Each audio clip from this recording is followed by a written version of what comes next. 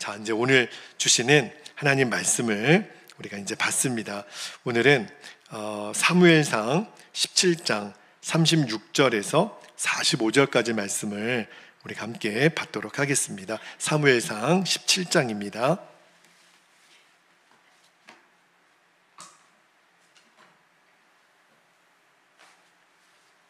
자, 36절부터 마지막 절까지 저와 여러분이 한 절씩 말씀을 교독하여 봤습니다. 36절, 주의 종이 사자와 곰도 쳤은즉 살아계시는 하나님의 군대를 모욕한 이 할례받지 않은 블레셋 사람이 이리이까 그가 그 짐승의 하나와 같이 되리이다. 또 다윗이 이르되 여호와께서 나를 사자의 발톱과 곰의 발톱에서 건져내었은즉 나를 이 블레셋 사람의 손에서도 건져내시리이다. 사울이 다윗에게 이르되 가라, 여호와께서 너와 함께 계시기를 원하노라. 38절, 이에 사울이 자기 군복을 다윗에게 입히고 또 노투구를 그의 머리에 씌우고 또 그에게 갑옷을 입히매 다윗이 칼을 군복 위에 차고는 익숙하지 못하므로 시험적으로 걸어보다가 사울에게 말하되 익숙하지 못하니 이것을 입고 가지 못하겠나이다 하고 곧 벗고 40절, 손에 막대기를 가지고 시내에서 매끄러운 돌 5을 골라서 자기 목자의 제구 곧 주머니에 넣고 손에 물매를 가지고 블레셋 사람에게로 나아가니라. 블레셋 사람이 방패된 사람을 앞세우고 다윗에게로 점점 가까이 나아가니라. 그 블레셋 사람이 둘러보다가 다윗을 보고 업신여기니 이는 그가 젊고 붉고 용모가 아름다움이라. 블레셋 사람이 다윗에게 이르되 내가 나를 개로 여기고 막대기를 가지고 내게 나왔느냐 하고 그의 신들의 이름으로 다윗을 저주하고 44절, 그 블레셋 사람이 또 다윗에게 이르되 내게로 오라, 내가 내 살을 공중의 새들과 들짐승들에게 주리라 하는지라. 다윗이 블레셋 사람에게 이르되 너는 칼과 창과 단창으로 내게 나아오거니와 나는 만군의 여호와의 이름 곧 내가 모욕하는 이스라엘 군대 하나님의 이름으로 내게 나아가노라. 아멘. 하나님 말씀입니다. 자, 이제 오늘부터 2024년도 이제 하반기 동안 매주 금요일마다 전체 주제는 믿음의 실험실이 되겠고요. 그 주인공이 다윗이 되겠습니다. 그래서 사무엘 하를 중요한 말씀을 이제 선택해서 우리가 이제 믿음의 실험실 주제로 말씀을 나눌 텐데, 우리가 정말 예수님을 믿었다면, 그죠? 예수님을 믿었다면 정말 믿음으로 사는 것이 무엇인지, 앞으로 저와 여러분의 삶 속에서 믿음으로 사는 것이 무엇인지를 하나하나 실험을 통해서 검증하고 여러분의 것이 되기를 축복합니다. 말씀을 들으실 때마다 여러분이 이제 말씀을 들었다면 듣는 것으로 그치지 마시고, 그래, 그러면 이 말씀을 당장 내게 실험해 보자. 정말 그렇게 믿음의 역사가 일어나는지 안 일어나는지를 여러분이 느껴야 될 거 아니에요. 누려야 될 거 아니에요. 그래서 여러분의 입술에서 믿음으로 사라지는 게 되는구나, 믿음으로 사는 것이 이런 거구나, 그런 역사가 일어나기를 주님의 이름으로 축복합니다. 여러분, 사람은요 다 믿는 구석이 있기 마련이에요. 어렸을 때는 아이들은 부모를 믿죠. 아마 저희 아이도 지금 누구를 제일 믿느냐 그러면 엄마 아빠를 제일 믿는다 그럴 거예요. 만약에 상상이지만 그렇게 믿음의 대상인 어린아이의 입장에서는 부모가 하루아침에 없어진다 그러면 너무너무 난감하겠죠. 완전히 내 인생의 기반이 무너지는 거 아닙니까? 그러니까 어렸을 때는 부모가 믿음의 대상이죠. 또 어떤 사람은요, 이제 성장해서는 자기 자신을 믿고 산다라고 말하는 사람이 있어요. 그냥 영적으로 몰라서 그렇죠. 왜냐하면 나는 나름 머리도 똑똑하고 또 건강하고 또 일도 척척척척 잘해내는 사람이 있어요. 나는 나를 믿고 산다고 그러지만 여러분, 그의 인생이 언제까지나 그러지 않아요. 반드시 자기 자신에 대한 신뢰가 깨지는 날이 옵니다. 그리고 우리가 사는 환경에 대해서 신뢰가 있죠. 우리는 대한민국의 국민으로 살고 있기 때문에 우리가 이 대한민국에 사는 동안은 우리가 이 나라의 보호를 받잖아요. 그런데 만약에 지금 전 세계에 막 전쟁이 일어나는 그런 나라들도 있잖아요. 우리가 이민을 갔다든지 그 뭐 어떤 일이 있어서 그 나라 속에 산다 그러면 여러분 너무너무 끔찍하지 않나요? 하루도 불안해서 살기가 어려울 거예요. 또 다른 어떤 낯선 문화와 언어와 그런 환경 속에 있는 나라에 가면 정말 이렇게 안심하고 걱정 없이 사는 게 너무너무 힘들 거예요. 그죠? 그러니까 우리가 이 대한민국 익산에 사는 것이 얼마나 익숙하고 또 안심이 됩니까? 그죠? 우리가 이 나라 민족을 믿는 거죠. 그리고 많은 사람들이 제일 믿음의 대상으로 여기는 것 중에 하나가 돈이죠. 겉으로는 저는 뭐 돈 같은 거 신경 안 씁니다. 그렇지만 그렇게 말할 수 있을지 모르겠지만 내 통장의 잔고에 따라서 우리의 마음가짐이 얼마나 달라지는지 아마 여러분도 공감하실 거예요. 갑자기 생각하지 못했던 재정이 엄청 많이 생기면 얼마나 우리들의 마음이 느긋해지고 여유가 생기는지. 자, 그런데 우리가 다 믿는 구석에 세상 사람들은 있죠. 그러나 저와 여러분은 누구를 믿나요? 하나님을 믿잖아요. 우리가 믿는 하나님은 내가 얼마만큼이나 신뢰하나? 나는 하나님을 얼마만큼 믿고 있는가? 그죠? 하나님과 여러분 사이에만 알겠죠. 우리들의 믿음의 크기를 측정할 수 있는 도구가 없잖아요. 무슨 저울에 달아보겠어요? 자로 길이를 재보겠어요? 그러나 주님은 아시겠죠? 우리가 얼마만큼 하나님을 지금 신뢰하고 있는지. 여러분, 우리가 예수님 믿고 받은 제일 큰 복이 뭐냐면 하나님이 나의 아버지가 되신 거잖아요. 그죠? 저희 아이가 저를 향해서 아빠가 나의 아빠인 것에 대해서 그렇게 신뢰하는 것을 제가 느낄 때가 있어요. 아빠는 나를 어떤 조건과 상관없이 사랑하는 존재라는 것을 아이가 이렇게 느낄 때 제 마음이 너무 기쁘거든요. 하나님도 저와 여러분이 하나님을 대하는 태도를 보시고 정말 너는 나를 아버지로 믿고 있구나. 그죠? 그러니까 하나님이 나의 아버지라고 믿어지면 사실은 두려울 게 없는 거죠. 만약에 두려우면 진짜 이건 반칙인 거예요. 하나님이 나의 아버지라고 믿어진다면 이제는 염려는 없는 거죠. 이게 바로 하나님을 믿는 사람인 거잖아요. 그런데 내가 지금 그렇게 살고 있는가? 그죠? 여러분, 하나님은 살아계시고 내 아버지가 되신 거, 이게 얼마나 놀라운 축복이에요. 이제는 겁나는 게 없는 거죠. 뭘 가지고 덜 가지고 내게 누가 옆에 있고 없고 아무런 상관이 없어요. 그런데 이제는 이 진리를 내가 누리고 있는가? 내가 믿음이 있다고 말만 하면 뭐예요? 이 진리를 누리지 못하면 진짜 믿음이라고 말하기가 어려운 거잖아요. 그래서 저와 여러분이 이제부터 한 6개월 정도 말씀을 전하려고 하는데 매주마다 내 믿음을 실험해 봐야 돼요. 내 믿음이 진짜 믿음인지. 그러니까 내가 예수님을 믿었다면 진짜 살아있는 믿음 되어야 되지 않습니까?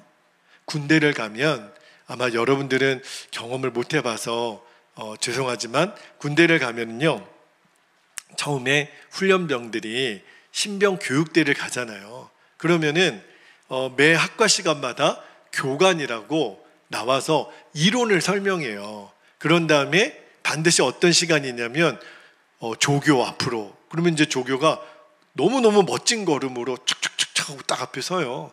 그 다음에 교관이 지금까지 가르쳤던 것을 조교가 시범을 보여줍니다. 왜 보여주는 거죠? 훈련병들에게 앞으로 너희들도 이 조교처럼 하라는 거예요. 그러니까 제식부터 시작해서 뭐 총검술, 유격, 수류탄 던지기, 화생방, 별의별 그 과목을 앞에 있는 조교처럼 너희들도 따라하면 된다라는 거예요. 그래서 제가 이 말씀을 왜 드리냐면 앞으로 우리가 내 믿음이 진짜 믿음인지를 이제 하나하나 실험해 보는데 그냥 하기가 너무 어려운 거예요. 그래서 하나님이 우리에게 조교를 하나 보내주셨어요. 조교 앞으로. 제가 조교가 되면 너무 좋을 것 같은데 우리에게 너무 멋진 조교 한 분을 하나님이 우리에게 보내주셨는데 그분이 바로 다윗입니다. 그래서 우리가 사무엘상, 사무엘하 말씀을 쭉 한번 따라가 보려고 그래요. 그래서 우리가 다윗을 우리가 조교로 삼았다면 우리들의 이 믿음의 실험의 목표는 다윗과 같은 믿음의 사람이 되는 게 첫 번째 목표고, 그 다음에 저와 여러분이 이제 누군가에게 믿음의 사람은 모름지기 이렇게 사시는 거야 라고 했을 때 여러분이 믿음의 조교가 되시기를 축복합니다. 그래서 우리 베델교회에 앞으로 새 가족들이 오시면 베델교회에 다윗과 같은 믿음의 조교가 있다는데 누구세요? 여기 제가 이 실명은 되지는 않겠지만 우리 권사님, 우리 집사님, 다윗과 같은 믿음의 조교십니다. 저분을 유심히 보십시오. 믿음이 잘하실 겁니다. 제가 여러분을 그렇게 소개할 수 있게 되기를 축복합니다. 여러분, 이제 다윗을 통해서 이제는 그 조교의 시범을 보고 이제 나도 한번 따라해 보는 거예요. 그러면 점점 여러분이 다윗과 같은 믿음의 주인공이 되게 하실 줄로 믿습니다. 자, 그러면 어떻게 하면 다윗과 같은 믿음을 가질 수 있을까? 오늘 첫 번째 주제를 좀 나누겠습니다. 오늘 첫 번째 주제는 뭐냐면 다윗을 통해 배우는 믿음이에요. 어떤 환경 중에서라도 하나님을 바라보는 겁니다. 이거를 여러분들이 꼭 명심하셔야 돼요. 오늘 첫 번째 실험실의 주제입니다. 자, 오늘 본문은 여러분이 너무너무 잘 아는 본문이에요. 이스라엘과 블레셋이 전쟁 중에 있을 때 저 블레셋 진영에 장수가 한 명 있습니다. 그의 이름이 누구죠? 골리앗이라고 하는 큰 장수가 있는데 성경에는 구척장신으로 되어 있는데 여러분, 성경에 한 척이 길이가 어떻게 되냐면 여기 손가락 끝에서 팔꿈치까지 대략 이게 한 30cm 정도 돼요. 근데 구척이니까 적게 잡아도 골리앗의 키가 한 2m 70 정도는 된 겁니다. 그러니까 멀리서 봐도 진짜 너무너무 거인인 거죠. 근데 여러분, 옛날에는 전쟁을 하게 되면 보통 어떻게 했냐면 이렇게 막 떼거지로 붙어서 싸우기 전에 이런 방식을 썼어요. 그 진영에서 최고로 싸움을 잘하는 장수가 1대1로 싸우는 거죠. 그런데 저 블레셋 진영에서는 장수가 나오는데 골리앗인 거예요. 나랑 싸울 자 나와보라 막 이렇게 소리를 지르는데, 아니 이스라엘 진영에서는 아무도 못 나가는 거예요. 왜냐하면 딱 봐도 기가 질리는 거죠. 2m 70짜리가 이렇게 서 있는데. 그러니까 이스라엘 백성들의 딜레마가 뭐냐면 사울을 포함해서 하나님을 믿는다고 말은 하지만 당장 눈앞에 보이는 골리앗이 너무너무 두려운 거예요. 하나님 믿는 거 맞나요? 그죠? 그러니까 이스라엘 사울 왕과 이스라엘 모든 사람들이 다 벌벌을 떨고 어느 누구도 싸우러 나가지 못하고 있을 때 소년 다윗이 등장합니다. 그리고 사울에게 요청을 하죠. 내가 나가서 싸워도 되겠냐고. 이때 다윗은요, 소년이에요, 소년. 그죠? 사실은 아버지 이새가 형들 아마 도시락을 갖다 주라고 보냈을 것 같아요. 형들 위문차 온 건데 지금 상황이 전쟁 중에 저쪽 이 블레셋의 장수 골리앗이 막 소리를 지르면서 나와 싸워볼자 나오라고 하면서 다윗의 어떤 마음을 건드렸냐면 하나님의 이름을 모욕하는 거예요. 그 블레셋의 장수 골리앗이 하나님의 이름을 막 모욕하니까 견딜 수가 없는 거예요. 그래서 사울에게 부탁해서 내가 나가서 싸워도 되겠느냐고. 근데 아무도 못 말리는 거예요. 왜냐하면 누구도 골리앗과 싸우러 나가는 사람이 없는 거예요. 아무리 소년이지만 자기가 나가서 싸우겠다고 하는데 마음으로는 이 아이가 나가서 싸우다가 죽겠구나, 그런 생각이 들어도 말리지를 못하는 거예요. 자, 그런데 다윗이 골리앗 앞에 딱 섭니다. 생각만 해도 얼마나 무서워요. 얼마나 두렵습니까? 그런데 놀랍게도 성경은 골리앗 앞에 나가는 다윗이 떨지를 않는 거예요.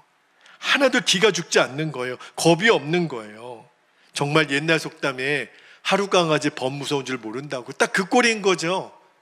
그런데 딱 봐도 다윗은 너무너무 담대한 거예요. 자, 이제 이 본문에서 우리가 도전받아야 될 것이 있습니다. 나는 그렇게 할 수 있을까? 나는 다윗과 같이 그렇게 담대하게 나아갈 수 있을까? 이게 우리들의 간절한 기도 제목이잖아요. 그러면 어떻게 하면, 왜 어떻게 다윗은 골리앗 앞에서 골리앗이 무섭지 않았을까? 이유가 있는 거죠. 그 순간에 골리앗보다 더 크신 하나님을 다윗은 바라본 거죠. 이게 핵심이에요. 여러분, 어느 누구도 하나님에 대해서 입도 뻥끗 안 하고 있을 때 형들도 사울왕도, 그런데 다윗이 꺼내든 카드가 하나 있어요. 그게 뭐냐면 살아계신 하나님의 이름이에요. 그러니까 골리앗이 큰 것이요 하나도 문제가 되지 않아요. 오늘 설교 제목이에요. 골리앗의 크기는 하나도 중요하지가 않습니다. 자, 오늘 읽지는 않았지만 이 바로 위에 사무엘상 17장 26절을 한번 볼게요. 26절에 보니까 다윗이 곁에 서 있는 사람들에게 말하여 이르되 이 블레셋 사람을 죽여 이스라엘의 치욕을 제거하는 사람에게는 어떠한 대우를 하겠느냐? 이 할례 받지 않은 블레셋 사람이 누구이기에, 잘 보세요, 살아계신 하나님의 군대를 모욕하겠느냐? 지금 사울과 형들과 어느 누구도 하나님의 이름을 얘기하는 사람이 없었어요. 근데 유일하게 다윗이 블레셋에 막 소리를 지르기를, 누가 감히 하나님의 군대를 모욕하느냐, 이 어린아이가 그렇게 지금 나오고 있는 거예요. 여러분, 오늘 읽은 36절 37절 말씀을 제가 다시 한번 읽어드릴게요. 36절에 보면 주의 종이 사자와 곰도 쳤은즉, 보세요, 살아계시는 하나님의 군대를 모욕한 이 할례 받지 않은 블레셋 사람이리까 그가 그 짐승의 하나와 같이 되리이다. 이어지는 37절에 또 다윗이 이르되 여호와께서 나를 사자의 발톱과 곰의 발톱에서 건져내셨은즉 나를 이 블레셋 사람의 손에서도 건져내시리이다. 사울이 다윗에게 이르되 가라, 여호와께서 너와 함께 계시기를 원하노라. 그러니까 다윗은요 매 절마다 하나님의 이름을 계속 얘기하는 거예요. 그리고 오늘 본문의 마지막이 하이라이트죠. 45절에 보니까 다윗이 이렇게 선언합니다. 다윗이 블레셋 사람에게 이르되 너는 칼과 창과 단창으로 내게 나아오거니와 나는 만군의 여호와의 이름 곧 내가 모욕하는 이스라엘 군대의 하나님의 모르여 이름으로 너에게 나아가노라. 할렐루야. 이게 다윗이 다른 이스라엘 모든 백성들과 달랐던 거예요. 자, 그리고 오늘 읽지는 않았지만 46절 47절 바로 그 뒤에 절에 보면 이렇게 나와요. 46절에 오늘 여호와께서 너를 내 손에 넘기시리니 내가 너를 쳐서 너의 목을 베고 블레셋 군대의 시체를 오늘 공중의 새와 땅의 들짐승에게 주어 온 땅으로 이스라엘의 하나님이 계신 줄 알게 하겠고, 47절에 또 여호와의 구원하심이 칼과 창에 있지 아니함을 이 무리에게 알게 하리라. 전쟁은 여호와께 속한 것인즉 그가 너희를 우리 손에 넘기시리라. 할렐루야. 다윗은요 진짜 말끝마다 하나님, 거의 매절마다 하나님. 여러분, 우리도요 세상을 살면서 내가 다윗과 같고 골리앗 같은 상황을 만날 때가 많죠. 어떤 때는 직장 상사가 그렇게 골리앗같이 무서울 때도 있고, 또 동료나 또는 친구들이나 내가 만나는 어떤 상황이 나는 너무 작은 소년 같고 내가 지금 내 눈앞에 펼쳐지는 모든 것들은 골리앗과 같은 상황에, 그때 내가 다윗과 같이 하나님의 이름을 막 이야기하면 세상 사람들은 어떻게 반응하죠? 웃기고 있네, 이렇게 반응할 때가 많아요. 야, 네가 뭘 할 줄 안다고. 어떤 경우에는 막 사회 부적응자처럼 아이고 저 광신자 봐, 그래가지고 그게 두려워서 하나님의 이름을 담대히 말하지 못하는 그리스도인들이 얼마나 많은 줄 몰라요. 그런데 오늘 본문 말씀에 다윗이 계속 하나님의 이야기를 하는 거잖아요. 이때요 사울도 이스라엘 백성들도 적진에 있는 골리앗을 포함한 블레셋 어느 누구도 아이고 저 다윗이 정신이 나갔네. 저 어린애가 맨정신이 아니네. 그렇게 아마 느껴졌을 거예요. 그런데 분명한 것은 이 블레셋과 그 이스라엘이 전쟁을 하고 있는 이 살벌한 상황 가운데 다윗은 뭐가 달랐냐면 그는 계속해서 하나님을 의식하고 바라보았다는 거예요. 그게 다른 거예요. 이것이 다윗이 믿음을 가지게 된 굉장히 중요한 핵심입니다. 상황이 문제가 아니라 그 상황 속에서 내가 얼마나 하나님을 주목하고 얼마나 하나님을 바라보고 있는가. 여러분, 진짜 우리가 하나님의 이름을 그 골리앗 같은 상황에서 이야기할 때 세상 사람들을 납작하게 엎드리게 할 수 있는 힘은 뭐죠? 이제는 증거가 나타나면 되는 거잖아요. 하나님의 이야기를 하는 게 문제가 아니라 다른 사람이 나를 어떻게 평가할까 겁이 나서요. 우리가 하나님에 대해서 이야기하기를 꺼리면요, 절대로 우리들의 믿음이 자라지 않습니다. 여러분, 두려워하지 마십시오.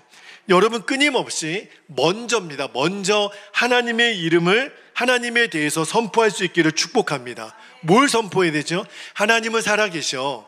너가 나를 우습게 볼지 모르겠지만 하나님은 살아계시고 그 하나님은 나와 함께 계셔. 그 하나님은 나에게 지혜를 주시고 그 하나님은 내 기도에 응답하시고 반드시 역사하십니다. 두고 보세요. 여러분, 이렇게 말할 자신이 있습니까? 이게 다윗의 믿음이에요.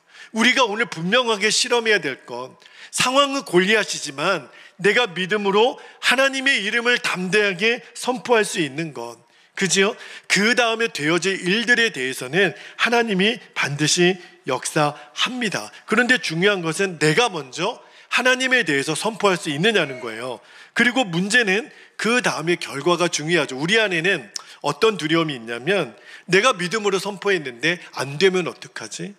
저희 교회가, 제가 처음에 베델교회에 내려와서 여러분에게 여러 번 간증했지만 저희 교회에 적지 않은 대출 상환을 해야 되는 빚이 있었습니다.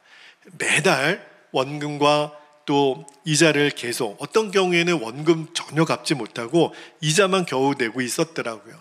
그런데 1년이 지나서 이제 대출 연장 이제 해야 되는 그 시기에, 여러분 기억나실 거예요. 그 이후에 오신 분들도 계시지만 이번에 우리가 대출 연장하지 않고 완전 상환을 합니다. 그때 여러분에게 선포를 했었죠. 여러분, 누가 저에게 돈을 맡겨주고 이걸로 목사님 빚 갚으세요 주는 상황이 아니었어요. 근데 그때 믿음으로 선언했죠. 그때만 해도 우리 교회 성도들도 지금도 그렇지만 그렇게 많지 않았어요. 그리고 우리들의 성도들이 같이 힘을 모아서 해결할 수 있는 그런 금액도 아니었거든요. 그런데 그 고백을 할 때 왜 저에게 두려움이 없었겠어요? 우리 하나님이 이번에 빚 갚아주십니다 선언했는데 안 되면 어떡하지? 그러면 우리는 계속 주저주저 하잖아요. 내가 믿음으로 하나님의 이름을 선언했는데 하나님 일이 안 되면 어떡하지? 그러니까 우리들 마음에 어떤 생각이 드냐면 차라리 말을 하지 말자. 그죠? 안 되면 어떡해? 그러면 나 망신 다 망신일 거 아니야. 그죠? 그런데 그렇게 나가면 하나님의 역사가 일어나지 않는다니까요. 근데 이런 분들이 계세요. 다 일이 되어진 다음에 먼저 선포하지 못하고 일이 되어진 다음에 꼭 이렇게 거두는 분 있죠. 내가 그렇게 될 줄 알았어. 먼저 선포는 못했는데 아유 목사님 제가 그렇게 될 줄 알았어요. 근데 만약에 제가 그때 선포했을 때 우리 성도님들이 대부분 목사님 그렇게 될 줄 저희들도 믿습니다. 하나님이 역사할 줄 믿습니다. 그죠? 근데 그게 믿어지지 않으면 에휴 저러다 안 되면 어떡하시려고 그래? 이런 우리 마음의 의심이 있거든요. 그러고 이제 일이 되어진 다음에 나중에 이제 숟가락 하나 더 얹어가지고 아유 제가 그렇게 될 줄 알았어요. 근데 여러분 그렇게 나중에 이야기하는 거는요 그냥 갖다 붙인 거죠.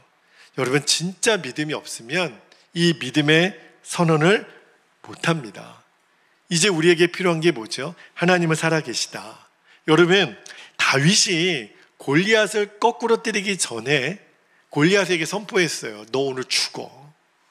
그리고 이 블레셋의 모든 군대는 오늘 새와 들짐승들의 밥이 될 거야. 아니, 이 역사가 일어나기 전이었어요.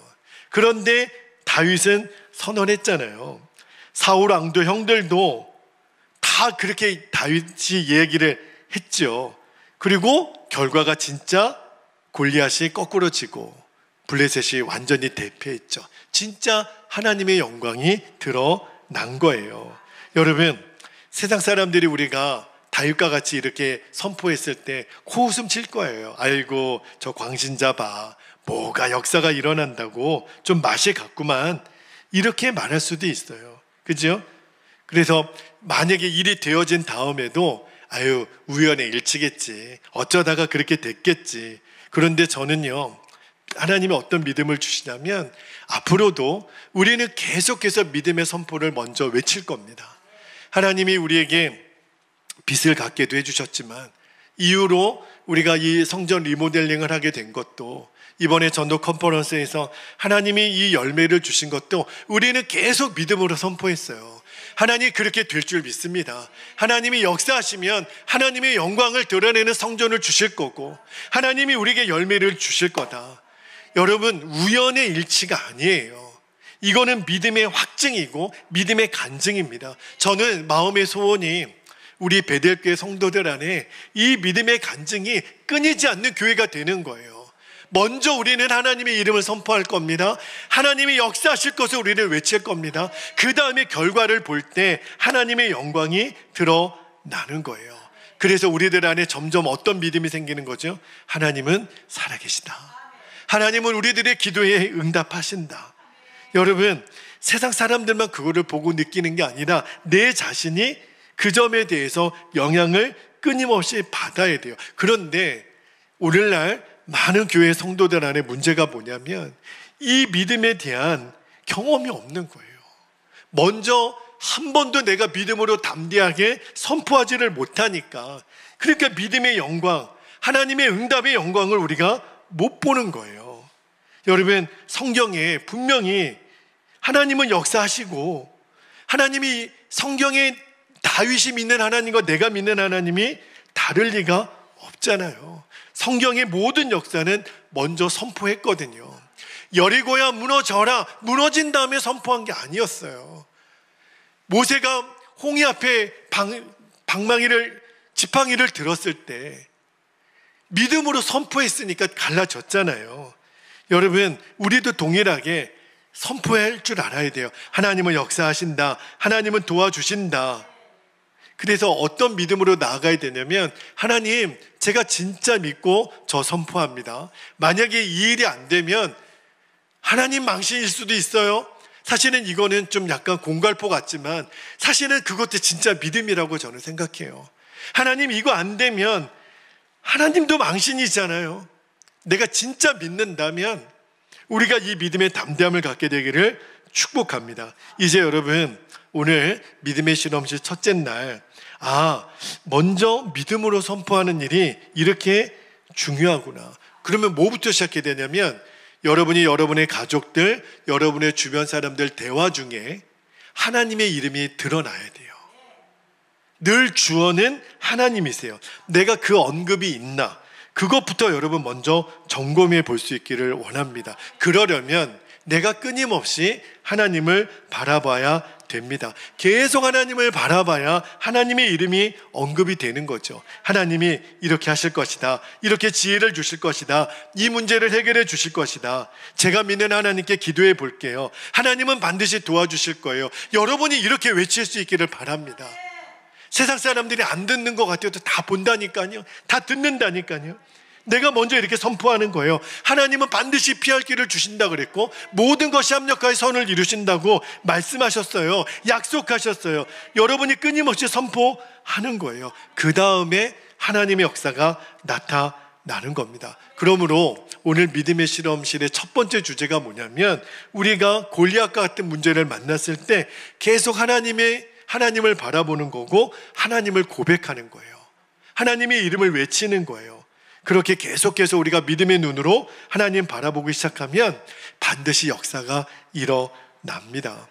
제가 여러분 지난번에도 한번 말씀드린 적이 있는데, 정태기 목사님이 코스타에서 그 호랑이 고기를 드신 이야기를 하셨어요. 여러분 혹시 호랑이 고기를 드셔보신 적 있나요? 저는 없는데, 그 정태기 박사님이 호랑이 고기를 먹은 이야기를 하면서 코스타에서 그 말씀을 하시기를, 강동만 집사님, 그 미국에서 이제 호랑이 고기를 대접받았을 때 그 이야기를 들었다는 거예요. 이 집사님이 사냥을 좋아하시는데 늘 그 무서운 사냥개들 있죠. 시꺼먼 사냥개들 2마리를 데리고 이렇게 사냥을 나가는데, 그 사냥개들이 이제 짐승을 보면 막 달려가서 짖는답니다. 그러면은 이제 그 집사님이 어떤 짐승을 하나 봤구나. 그래서 막 사냥개들이 짖다 보면 이제 막다른 골목까지 쫓겨가는 거죠. 그리고 막 계속 짖으면 이 집사님이 뒤에서 총을 빵 쏘는 거예요. 그러면 짐승들이 이제 그 자리에서 죽는 거죠. 그런데 하루는 막 사냥개들이 막 가서 막 짖는데 어떤 짐승인가 딱 가보니까 호랑이가 나무에 매달려 있더라는 거예요. 근데 여러분 상식적으로 호랑이가 개 2마리한테 쫄면 돼야 안 돼요? 그 호랑이 맞나요? 아니, 호랑이가 왜 개들한테 이렇게 마음이 쫄리죠? 근데 보니까 그날 호랑이가 이 개들의 눈을 보니까 눈빛이 다른 거예요. 얘네들은 진짜 뭔가 믿는 구석이 있는지 얼마나 나를 무섭게 이렇게 달려드는지, 그러니까 호랑이가 지금 착각을 할 정도로. 그래서 호랑이가 나무 위에 매달렸다는 거 아니에요. 그러니까 이 벌벌벌 떨면서 호랑이를 보고, 그래서 이제 호랑이를 잡은 이야기를 하면서 이제 돌아오는 길에 이 개들을 보면서, 사냥개들을 보면서 참 기특하더라는 거예요. 뭐가 기특하냐면 어떻게 호랑이 앞에서도 담대하게 짖냐 말이에요. 근데 이 개들이 믿음이 생긴 거예요. 어떤 믿음이 생겼냐면 앞에 있는 짐승이 뭔지는 상관없는 거예요. 하여튼 뭐든지 우리가 막 으르렁 짖으면 우리 주인이 조금 있다 나타나서 뭔가 빵 쏘면 다 죽어. 그게 계속 반복되니까 이 사냥개들한테 뭐가 생긴 거냐면 믿음이 생긴 거예요. 우리의 역할은 뭐예요? 짖기만 하면 돼요. 그러니까 뒤에서 주인이 나타나서 빵 쏘면 문제는 해결이 되니까. 여러분, 우리 안에 예수님이 계시잖아요. 그런데 여전히 내 안에 두려움, 염려, 내 성질 하나 다스리지 못하면, 여러분, 사냥개도요, 주인이 진짜 믿어지니까 호랑이가 겁이 안 났다 그랬잖아요. 그런데 우리 안에 예수님을 우리가 믿는다고 하면서도 세상 앞에서 겁을 내면 뭐만도 못한 믿음이에요. 제가 그냥 제 입으로 차마 말을 못하겠어요. 그죠? 여러분, 이제는요, 내가 믿는 믿음이 진짜 믿음인지 아닌지 이제 우리가 확인을 해야 됩니다. 우리는 여태까지 내 믿음을 주님이 역사하실 수 있는 믿음으로 시작을 안 한 거예요. 그러니까 예수님이 분명히 내 안에 계신데도 내가 두려움, 염려, 내 성질 하나 해결이 안 되는 거예요. 이게 어떻게 내 믿음이 진짜 믿음이라고 말할 수 있겠나요? 그러니까 내 삶의 역사가 안 일어나는 겁니다. 내가 예수님 믿는다고 하면서도 내가 이 믿음의 실험을 계속 안 하고 있으면 믿음이 자라지 않아요. 여러분, 골리앗 앞에 섰을 때 내 입으로 다윗처럼 살아계신 하나님을 시인하고 주님은 정말 나와 함께 계시니까 주님이 역사해 주실 것을 믿고 다윗과 같이 여러분 선포할 수 있겠습니까? 이제 그렇게 되기를 축복합니다. 이제는 내가 담대하게 먼저 외치는 거예요. 막연하게 내가 예수님이 해주시면 좋겠다가 아니라 예수님이 역사하실 것을 저는 믿습니다. 여러분, 이제 여러분 앞에 도무지 감당이 안 되는 이 골리앗과 같은 문제가 왔다면 이제는 내가 내 믿음을 써야 할 때예요. 여러분이 어떤 건강의 어려움, 재정의 어려움, 관계의 어려움이 왔을 때 이제 내가 믿음을 진짜 쓸 때가 왔구나. 여러분의 믿음이 겨자씨만한 믿음이어도 괜찮아요. 정말 신락 같은 믿음이어도 이제 이 믿음을 계속 써보는 거예요. 오늘 다윗이 했던 말 중에 보면 다윗이 어떻게 골리앗 앞에서도 이렇게 담대할 수 있었냐면 다윗의 이야기를 잘 들어보면 곰과 사자와 싸워본 경험이 많은 거예요. 이 물맷돌을 가지고 사자와 곰을 죽여본 경험이 너무 많은 거예요. 그 입에서 양을 빼앗아 온 이야기를 하지요.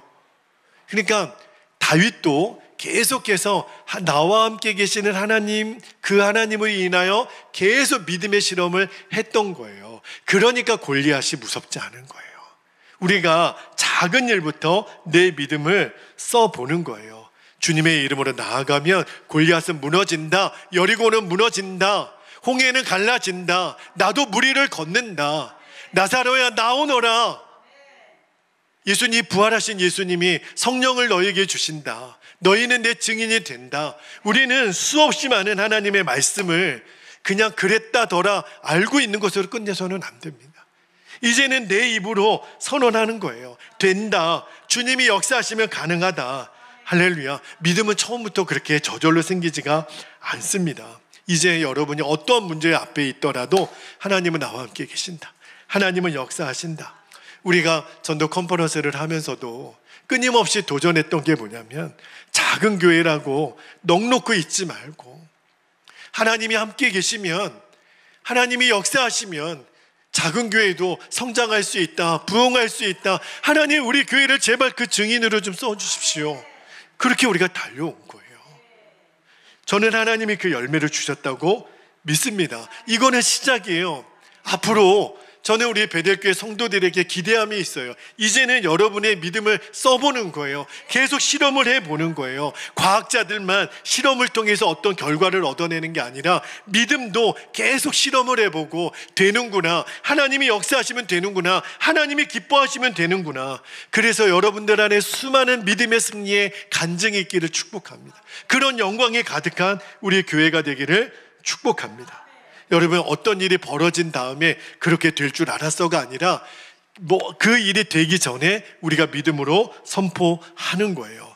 그러니까 하나님 일이 되고 그 다음에 증거가 나오는 거예요. 그러니까 주변 사람들도 그 일을 통해서 믿겠지만 먼저는 내 자신이 믿어지는 거죠. 이게 얼마나 놀라운 역사인지. 정말 하나님은 나와 계시는구나, 하나님은 살아 계시는구나, 하나님은 역사하시는구나. 할렐루야. 여러분 안에 이제 믿음으로 살아봐야지. 이게 우리가 제일 큰 축복이라니까요. 믿는 것도 아니고 안 믿는 것도 아니고 언제까지 이 어정쩡한 상황에서, 이 상태에서 우리가 머물러 있겠나요? 오늘 믿음의 실험 첫 번째, 문제 앞에 섰을 때 하나님을 바라보게 하소서. 여러분이 꼭 그렇게 기도할 수 있게 되기를. 그리고 먼저 하나님에 대해서 선포하는 거예요. 기도를 해도 여러분 그러고 나서 기도를 하는 겁니다. 그리고 어떤 일이 벌어질지 보라는 거예요. 여러분이 그 승리의 주인공들이 되시기를 축복합니다. 이제 우리 함께 기도하겠습니다. 두 가지 기도 제목을 우리가 붙잡고 기도하는데, 첫 번째 기도 제목은 골리앗과 같은 상황을 만났을 때 더 주님을 바라보게 하시고 내 입술로 하나님을 고백하게 하옵소서. 하나님이 하신다, 하나님이 일하신다, 하나님이 역사하신다, 주님은 내 기도를 통해 일하신다. 두 번째, 겨자씨 같은 내 믿음이 태산을 옮길 수 있는 믿음으로 자라도록 끊임없이 이제부터 믿음의 실험을 하는 거예요. 하나님 말씀으로 주님, 되어지는 그 열매, 그 증거들이 나에게 계속해서 드러나게 하옵소서. 우리가 이 두 가지 기도 제목을 붙잡고 주님의 이름을 간절히 부르신 후에 통성으로 기도하겠습니다.